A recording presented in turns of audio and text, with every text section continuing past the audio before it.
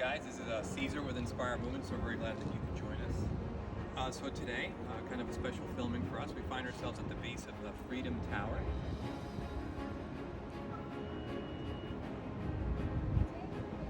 Or commonly known as the One World Trade Center. I figured for the word that we're going to be touching upon today, hope.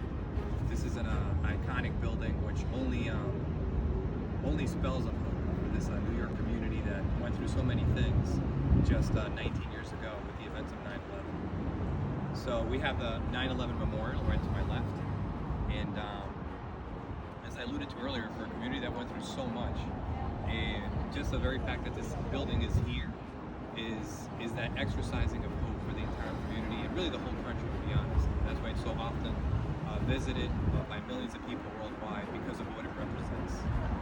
So as I reflected or started doing a little bit of my research on the word hope, if you were to look this up in the Merriam-Webster dictionary, what you would find is a definition something to the effect of a feeling of expectation or desire for a certain something that you long for or that you want, something that you really want to happen.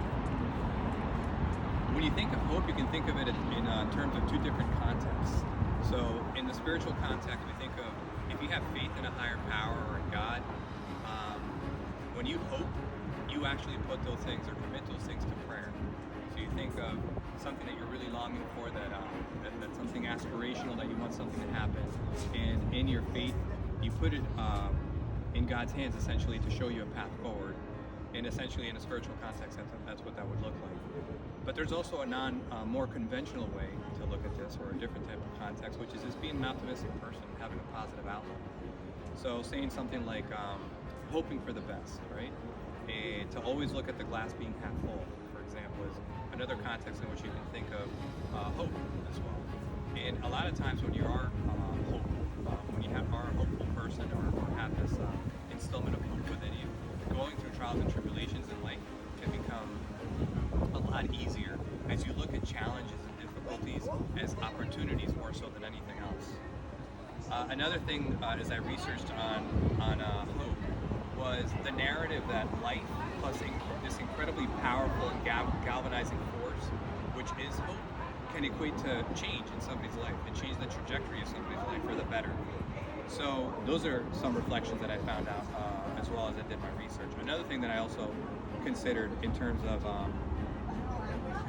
expounding on this word hope is that there's three basic components. It's not something like a fantasy or something that is really you can't even aspire to obtain, but it's actually something more tangible. Nor is it something that you should dwell upon and say, well, it's something that I can never get, you know? But somewhere in between. So it's more like having aspirational goals or things that you can actually achieve tangibly, and then having the agency or the confidence to achieve them.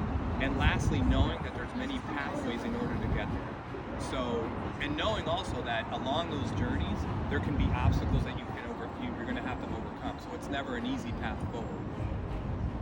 So in terms of my own personal reflections, when it comes to the word hope, I think of hope being that bridge to something for that which we long for, right? So it ties into that idea that we're longing for something, and hope is that sort of abstract, maybe almost seemingly intangible thing that leads us to where we want to go. So that's sort of a reflection that I had as I thought about it. But then also, I started thinking about events throughout human history for which, if the human species would not have had hope, how could you endure? So if you think of, say, somebody in an encampment, in a concentration camp in Nazi Germany back in World War II, what if these people would not have had hope? How did they endure on a day-to-day basis to see the light? And I know a lot of people didn't actually make it through, but what about those that did? What was that intangible that made them get through it? Hope, right? Another reflection, as I thought on the word hope, was the March on Washington for Jobs and Freedom. Something that happened in 1963, and you can think of the iconic speech that Dr. Martin Luther King gave in front of the Lincoln Memorial, "I Have a Dream." We all know that speech pretty well. And it's basically an aspirational list of goals, hopes, for the then African-American community that was enduring all sorts of civil inequities and economic inequities. In that speech, there was a line in that speech where he said, he was referring to the Emancipation Proclamation, which is something that President Abraham Lincoln wrote, essentially ending slavery. And he alluded to that Emancipation Proclamation as a beacon of hope, for those in the future. And that's essentially what it was. And that's what he was essentially for the African American community, enduring all sorts of inequities and inequalities in the 1960s. So think about that in terms of what it did and how the realization of that hope was the 44th President of the United States and President Barrack Obama. And think of not having hope over the many decades that ensued. How would that have ever come to fruition? So it's a very powerful and galvanizing thing. So as I reflect on those things, I would like to basically allude to the fact that in terms of my own personal journey, I thought of a situation in my life where I found myself sort of in that dark tunnel with no way out, family turmoil, emotional and spiritual strife. And if not for the selfless act of others, I don't know that I would have made it through, because they were my way forward. And I can think of spiritual leaders, friends, people that I could confide in and I could basically share my story with. And just through small acts of kindness and generosity, they allowed me to make it through. And that's what we can all do for everyone. So with that, I'd like to leave that reflection on all of us.